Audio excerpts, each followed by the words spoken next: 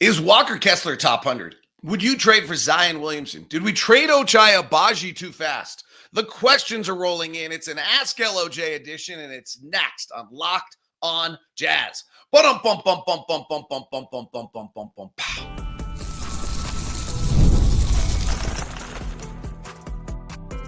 You are Locked on Jazz, your daily podcast on the Utah Jazz. Part of the Locked on Podcast Network, your team every day. How are you? I'm David Locke, radio voice of the Utah Jazz, Jazz NBA insider.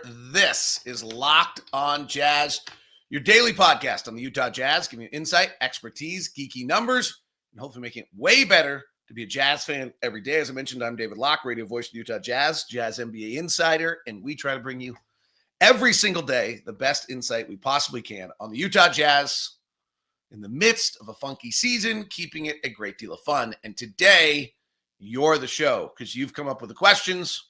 They're fantastic, as always, and we will jump into them. Can Keontae be better than Colin Sexton? Does Will Hardy going to the Miss America pageant with Walker Kessler seem unusual or beyond the call of duty? Did we trade Ochai too fast? Interesting question on when the pups are done raising the pups.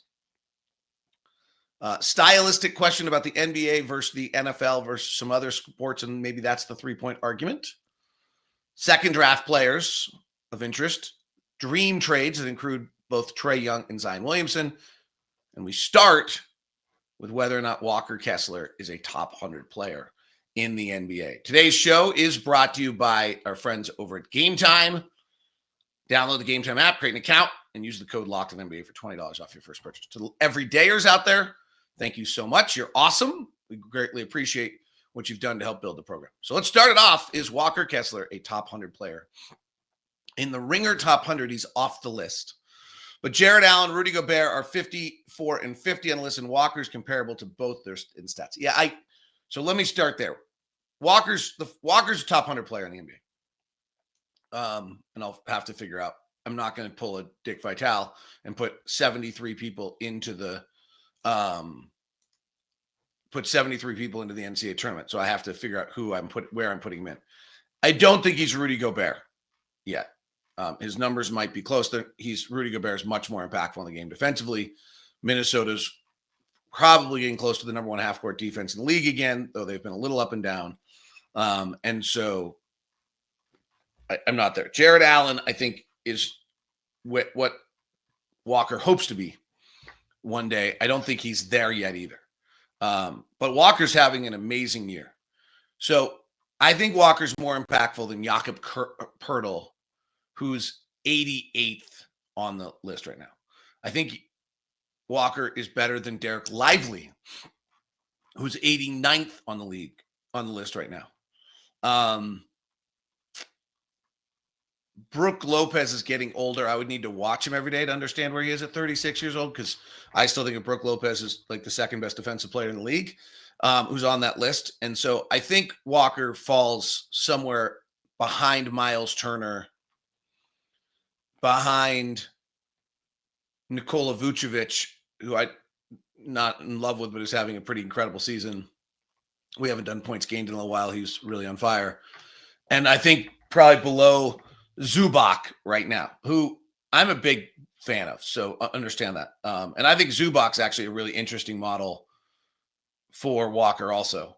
Jarrett Allen, a little longer, lengthier, bouncier. Zubac, more a ground center who I think moves. And the stronger Walker gets, the stronger I think he can get to that. And then I think he can have more of an offensive game if he has that base.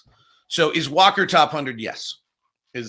They have not updated their rankings since December 11th. And Walker's last year probably puts Kevin O'Connor also left the Ringer. So I don't know when they're going to update this, because this was Kevin O'Connor's project.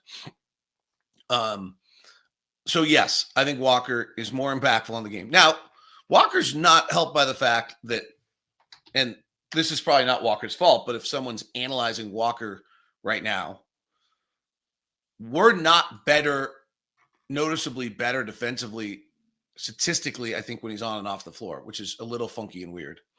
Some of that's because Colin Sexton and Keontae George are not particularly good defensive guards, and that's who Walker's protecting the whole time. But right now, I actually think our defense statistically is better when Walker's off the floor than on the floor. Now, again, it's far different when Keontae is on the floor, and Colin actually comes out the other way. So I don't think Keontae and Colin on most ranking systems are going to look like they're very good defensively.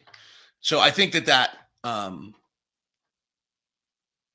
hurts Walker. But if you're trying to compare him to Jarrett Allen and Rudy Gobert and some of these guys, I think that's going to restrict him.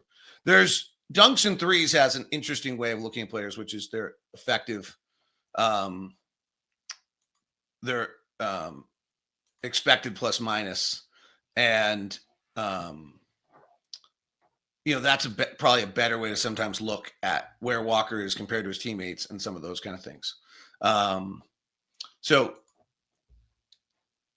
comment or overall thing there for you is that, yes, I think Walker is top 100, but I think you overstretched a little bit with saying that he's Rudy Gobert or Jarrett Allen right now, only out of respect for what they're doing, not out of disrespect for Rudy. Okay, does that make sense? All right, let's go to the next one. Are you surprised by how the rookies have played? Do you mean that? I'm assuming you mean that negatively. No. Rookies are very, very rarely good in their first year. So no. I will say, so I've been surprised probably by two things so far. I was surprised in a positive sense at in Kyle Filipowski's physicality, body strength, in his ability to kind of step right into the NBA at first and be able to like bang and hit guys and be strong enough. That's to me was unusual. On the flip side, I think I've been a little surprised at really how far away Cody Williams' body is. He just does not own his space at all. Last night was really, really, really, really obvious of that, like kind of somewhat stunning. I'm also surprised on Cody Williams shooting. I didn't think he was going to shoot well, but I didn't think he was going to shoot 30% from the field and 24% from three. Cody Williams really interesting to me. I loved Cody Williams in the draft. I also made up some stories in my head about Cody Williams that made me love him in the draft. So he has these flashes that I don't think most of the players in this draft had that made me love who he was. And he continues to show those flashes. He did the other night on a left-hand drive with a one-hand finish up high. I showed it on the show if you're never there. He continued playing with the ball in his hands to be able to defend. Like, it's all there. I also made up a story in my head that the reason he was so passive was because Tristan Da Silva, KJ Simpson, and then the other big guy were seniors, and he just kind of acquiesced as the fourth best player on the team. And that when he gets in a more open setting with more opportunity, he'll be far less passive and far more aggressive, and that'll go away. That has not gone away. So I made that story up in my head. He has still continued to be somewhat passive, and some of the passivity is due to lack of strength and skill. And so his handle's not quite as good as I think as it needs to be. He's not physically strong enough to own his own space. And so that's causing that passive approach more than maybe I had realized in evaluating him. All the skills are still there. All the flashes are still there. All those kind of things of why he's a top 10 pick. But I think I had made up that story in my head a little bit. In turn, I just think everything's been much harder on him than anticipated. I thought he was going to be a little bit of the player where the floor opens up, the ball moves a little bit more, the collegiate game, and it gave him opportunities to shine.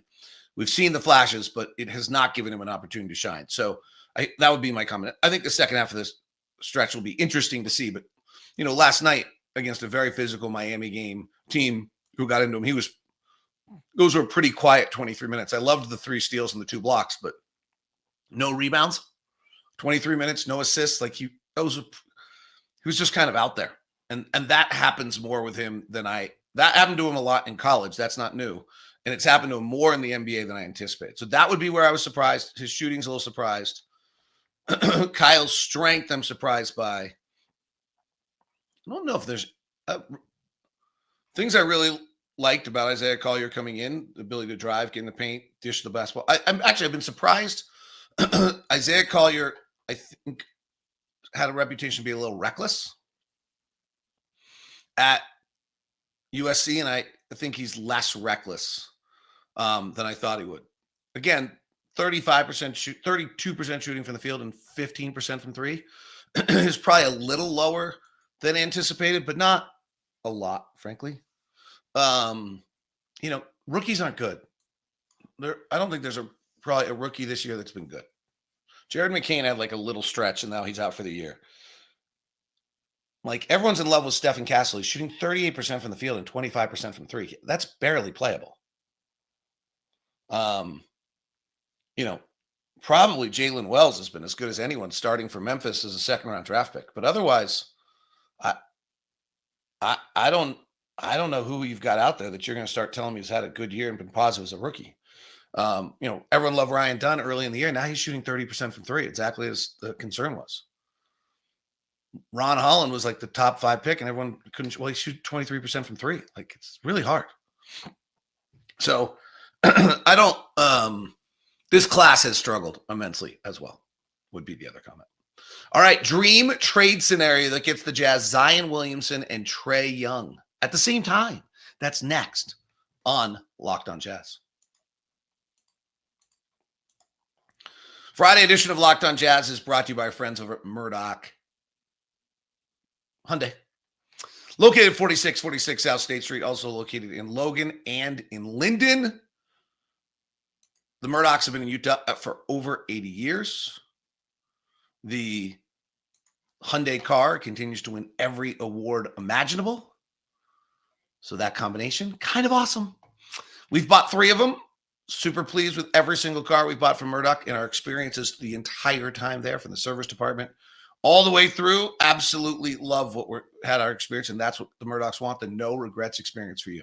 So if you're in the market for a car right now, get it on the email. Email me at dlock09@gmail.com and let me set up a VIP meeting with you over at Murdoch Hyundai to give you the opportunity to get the car that you want that's best for you, or at least take a look at it with a VIP experience, with a sales guy's waiting for you. You don't have that awkward thing where you walk in wondering where you feel like you're kind of like almost vultures circling and they're coming to get you. Nope, none of that.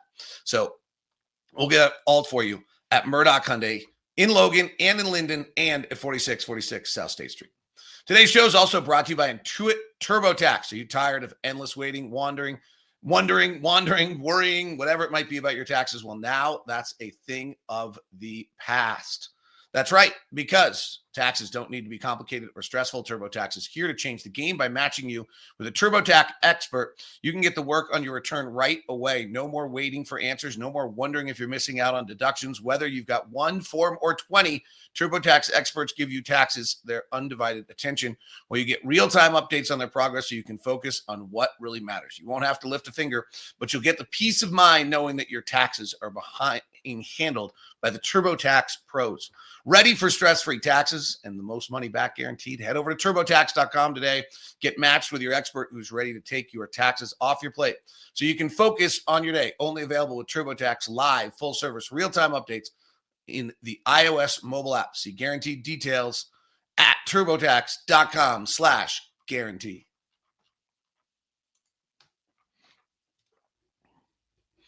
It is time for the hypothetical trade part of Ask LOJ, which is super fun and exactly what we should do. So let's go here. Start it off with the first question. Rate my dream trades. You're welcome to do this for the next 3 weeks. You get to do this. Rate my dream trades. The Jazz trade for Trae Young and Zion Williamson. They have 2 top 10 guys. Neither of those are top 10 guys, but I'm with you.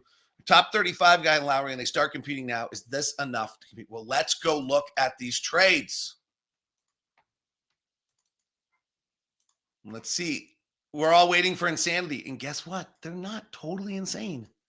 I'm going to give I'm going to give a little credit to Noah Francis here. These trades are not totally terrible. The Jazz trade for Zion Williamson. They give up Cody Williams, Isaiah Collier, and the Lakers 2027 first-round pick. That is probably the single most valuable piece of property we own, other than our own picks. So you're giving our most valuable, I think if you rank all the picks we have, the 2027 Laker pick is probably the most valuable, though it is protected. For Zion Williamson, plus you're giving them Isaiah Collier and Cody Williams. You have to decide if they think there's any value to that. So your vision is you're giving them 3 first-round draft picks for Zion Williamson. 2 of them are current. It's not like terrible. Okay? And you're willing to take on Zion's 4 years contract. They get John Collins for a year or 2, and they have these young players for him. I suspect they can get more for Zion Williamson, depending on your viewpoint of how you value Cody Williams and Isaiah Collier. But this Laker pick is super valuable. So, okay, like you tried. We'll discuss it in a second. Here's number 2. For Trae Young, Colin Sexton, Jordan Clarkson, Drew Eubanks. Okay, Atlanta Prize interested in Colin Sexton. Jordan Clarkson and Drew Eubanks, I'm going to call it contract filler. With Keontae George and 2 first-round picks, Minnesota this year, which is middle of the pack, in Cleveland in 2027. All right, I'm going to give Noah Francis credit.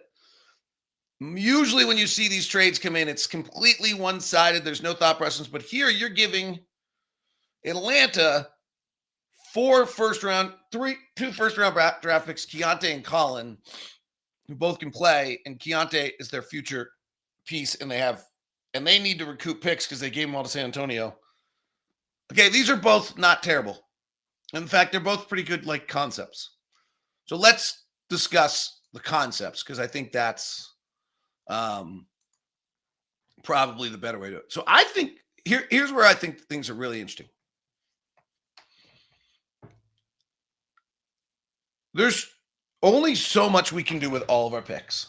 Now, everyone's a shot, but we're going to begin to see that we have to make decisions on players and trade them early or get off them when new players come in, because you just don't have enough time, right? Like right now, you just don't have enough minutes for all of your players. Like next year, we're adding 3 first-round draft picks unless we make deals.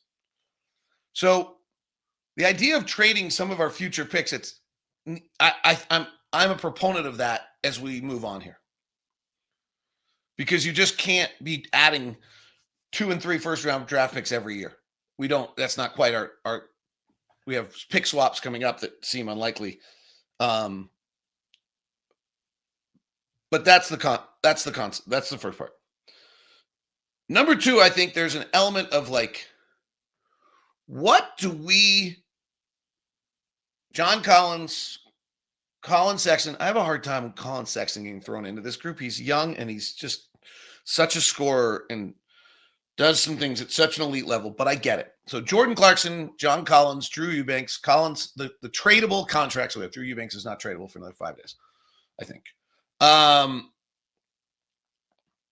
What do we really think we're going to get for them?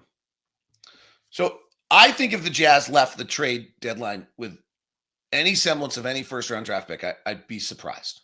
I'd be very pleasantly surprised. So I'm going to put that, if you can get a late first, it would have to be for Colin. I'm going to be impressed. John Collins, I bring this up on John Collins. John Collins is really good. John Collins was really good in Atlanta. John Collins has not been considerably better for the Jazz than he's shooting the 3 better this year, but he did that fine 3 years ago too. And Atlanta went and tried to trade him to everyone and couldn't get anything for him and ended up giving him away to the Jazz for free, right? For Rudy Gay and a 2nd-round pick for free. It wasn't like he was bad. So the idea that suddenly John Collins is going to garner you a bunch of assets in a trade when 2 years ago he garnered literally 0, I find hard to believe. Not because of a criticism of John Collins. It's just whatever reason John Collins' market value is very low. it's because he's a tweener or his contract or whatever it might be. But nothing has truly changed about John Collins in my mind. I thought he was really, really good when he was in Atlanta. I think he's really, really good now. And for whatever reason, that player is not garnering anything on the market, or didn't 2 years ago. And yeah, John's averaging 18 points and was averaging 16. He had bad last year in Atlanta. And yeah, he's shooting 44% from three. Okay, so he's a little bit better, but he's literally going from like worth got nothing. And I don't suspect that Jordan is going to be able to garner much. So with that said, I think there's this interesting thing that if you can actually piece them together for a player like, I mean, I've kind of joked about this idea that like, can you go get Jimmy Butler? And like, maybe Miami has to give you 2 seconds or something for him with him. And they get Colin Sexton and John Collins. That's how the numbers work. And maybe they decide that's worth it because they actually get off Jimmy Butler. They can't trade him anywhere. We actually think it's worth it because the value we would have gotten for trading them anyway, we get, and then you take Jimmy Butler's contract a year from now when he's a free agent and see if you can turn it into some sort of trade asset or trade exception. The other one is that you take someone like Zion Williamson. I do think Zion Williamson is a really interesting one. If they're done with Zion Williamson, you're not getting talent of that level. You can't, you'll never, no draft pick will ever give us talent of Zion Williamson's level. No draft pick. He's number one pick. No, we'll never get it. So if you can go get Zion Williamson, to me, like, I think you have to take a swing at it. And I don't think you should anticipate that your medical staff is so much better than everyone else's, though New Orleans is not particularly high regarded. But yeah, I think him playing games would be a problem. But if he does play, you're good because he's Zion Williamson and he's that incredible. And if he doesn't play, then you continue playing for draft picks. Like, that would be my thought on Zion Williamson. But the dude's ridiculous. And I don't think you'll ever get a player that good. So if you can go get Zion Williamson, then I actually would totally do it. I'm all in on I'm actually all in on the Zion Williamson trade. The 2 scenarios you get with Zion Williamson, you get distraction because it's hard to tell whether he's going to ever play. But the 2 other scenarios you get on Zion Williamson is, one, he plays and you're actually pretty good. And then you kind of have a team that's pretty good. And then 2 is he's not going to play because he's injured. And then maybe you go through the tank. I think that's probably there's a little kind of misguided aspect of that you're like, if you're really building a team around Zion and you're trying to be really good because you have Zion and then he gets hurt, you're probably not entirely good enough to tank. It's where New Orleans is suddenly sitting right now. So there's some misguided aspect of that. But just generally, if we suddenly took this huge gamble and traded our pieces for Zion Williamson, I would be in. I would be in the sense that the best case scenario, he's just a talent we can't get any other way.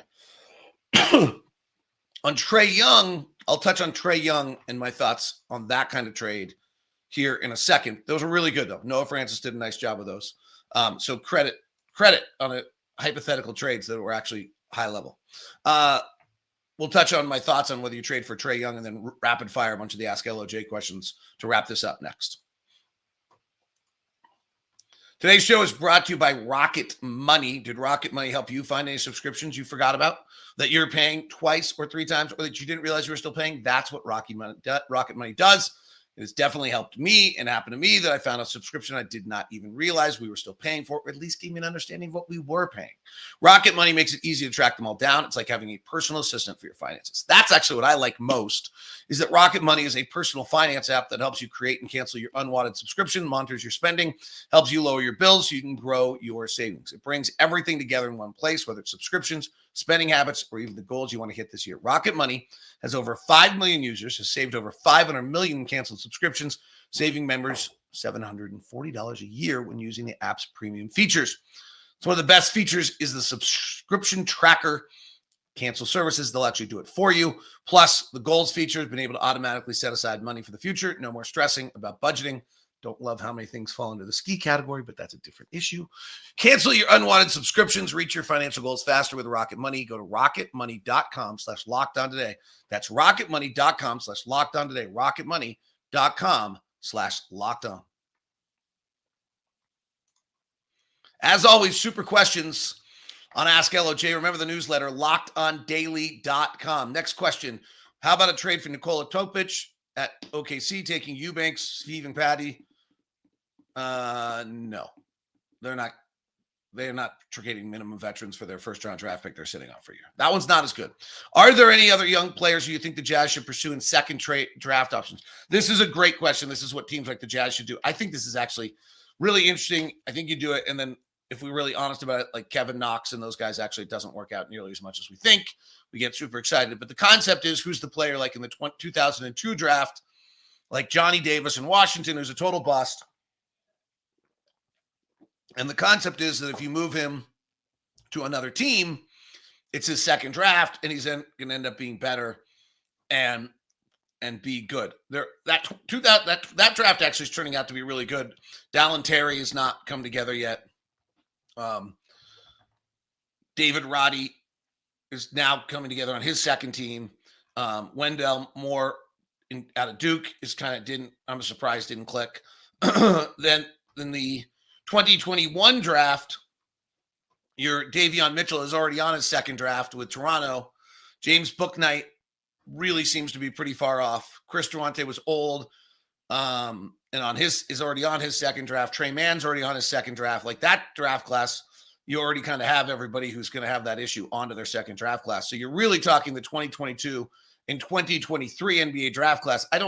Kobe Buffkin in the 2023 draft class, who had shoulder surgeries out for the years, only played 27 games, seems to maybe be that guy.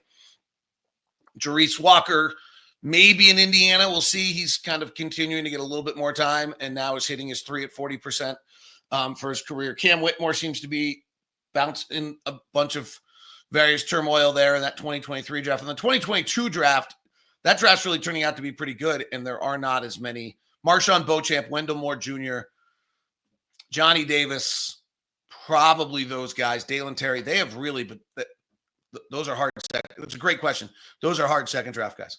All right, there's a great question that came in, and I actually unfortunately deleted part of it. Did not mean to. I'll see if I can find it really quickly.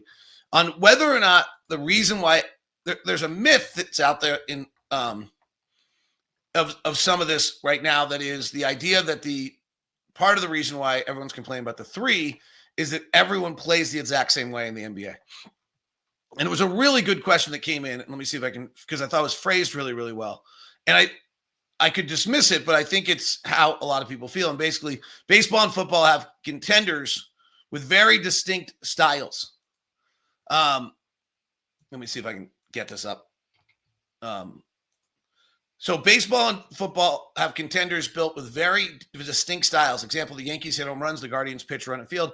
The Lions are built on wide receivers. The Steelers are built on defense and ball control. Is there a diversity of style possible in the NBA?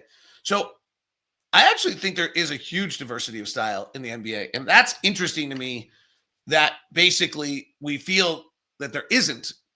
And I think that is true. I think most people don't see the diversity of style change that exists. So, for example, like Memphis right now is not running pick and roll at all. Memphis is coming up, spraying the floor 5 wide, and absolutely running a different style than everybody else in the NBA. We run more off-ball screens than any other team in the NBA. We run it a little bit, I think, differently than everyone else. If you, if I were to pull picks per game as kind of, I don't know if this is, the top team in the league, Phoenix runs 80 picks a game, and the bottom team in the league runs 33. It's a huge discrepancy in style, right? 80 to 33. Like, if you think about it, pick and roll is a run or a pass in the NFL comparable. There's no discrepancy on how much teams run or pass that much in the the median NBA team runs 65 pick and rolls, and there's 10 teams that are under, we only run 57. We're very, very different than that. So I think there is a lot of variety going on in the NBA and that's actually what's new with the amount of skill. That's actually a huge difference between where the game has been and was before. If you think about off-ball screens, we're running as many off-ball screens as kind of anyone in the NBA, and the amount of, I think we run 66 off-ball screens a game, and Milwaukee runs 27. Pretty wildly different on where you're getting how you're getting your stuff. The league average on that is 43, and we're running 66. Orlando's next at 58. And so we're running I think there are tremendously different styles. There's also different paces of teams in the NBA. The idea that everyone plays the same would be that, okay, well, the end result is often a 3, and that's somewhat similar. Well, I mean, the end result in baseball, still you got to hit a home run, right? Like, I mean, I think, we're pretty home run centric. There's some difference in it, but I think there's really, stylistically, there is a difference in the comparable thing. I think it's a great question, and I think there's something too maybe that we can't see that difference in the NBA, or that it's intricate enough that no one's looking at it that way. How does the front office know when pups are raised and don't need the veterans, but more playing time? Example, trade Clarkson so Sensabaugh or Collier can take their minutes. We did it last year in February where, okay, pups, now you need to go and see where you are so we can figure it out. You still have the Patty Mills around. Drew Eubanks and Svi are not young. They're still trying to prove who they are. I'm sure Svi did not like last night at all, where he's the one guy who doesn't play. Like, he's still trying to make a name for himself. He's played well. He could probably care less that we wanted to play Cody Williams last night instead of him. He probably didn't like that a single bit. And so, on the concept of pups can't raise pups, and you want to have some understanding of how this is done and examples for you to be around. I mean, I think what you're really asking is, even if you don't trade Jordan Clarkson, which I think is unlikely, and you don't trade John Collins, which I think is unlikely, and you don't trade Patty Mills, which I'm pretty certain we won't, that they're still going to lead by example for February, March, and April, but you're probably opening up the door for playing time at that point for those young players. Is it too early to know if we were trading Ochai was a good decision? This kind of matches to a lot of our conversations. So Ochai is playing great. It's awesome. I could not be happier. I was super concerned that his career was heading in the wrong direction at the end of last year when he went to Toronto and shot 22% from 3 in those final 27 games. And you were just like, oh no, because Ochai is truly one of the best human beings ever been around. And Ochai has been great this year. He's averaging 11 points and 4 rebounds and 2 assists. And he's playing off the bounce, and he's shown some diversity to his game. And he's making 40% of his threes on 4 attempts, which is super. And he's making his 2s. It's great. So maybe the other thing on Ochai is that you will be at a contract decision-making point earlier than maybe you wanted to be. And if we have Ochai, Bryce Sensabaugh can't play. So a little bit of the Ochai decision is the feeling that Bryce Sensabaugh maybe had a bigger upside than Ochai, which we'll find out. That may not be accurate. But that was a little bit of the Ochai decision, was that you needed to open up the door for other playing times. And that goes back to my comment earlier that we have so many draft picks and you just can't play all of them all the time. Final thing, I saw the video of Walker and Coach Artie watching Miss America. Is that normal for the head coach to be that invested in a player's personal life or spend that time? No, I thought that was unique. That was after the game. If I understand correctly, Will that didn't fly back with the team, stays with Walker, flies back on his own. That's a sacrifice. That's unusual. That's the essence of Will Hardy. That is different. That is Locked on Jazz. Have a wonderful weekend. Ron and I will be with you from Phoenix for Postcast. We now send you, if you have not already followed me on socials, I'm DLock09 on all socials. And we on YouTube or Spotify or Apple or wherever you are, please subscribe to the program. Greatly appreciate that. Hit the bell button. And our newsletter is lockedondaily.com. Free daily newsletter, lockedondaily.com. Go check it out. Subscribe for the Jazz. Sean Woodley's emailing me every day that he's catching me as the Raptors guy, so let's not let that happen. Have a great one. We now send you the first ever 24/7 national NBA channel on YouTube, Locked on NBA, and make sure you check out Locked on NBA every game, every night on game night on Locked on NBA.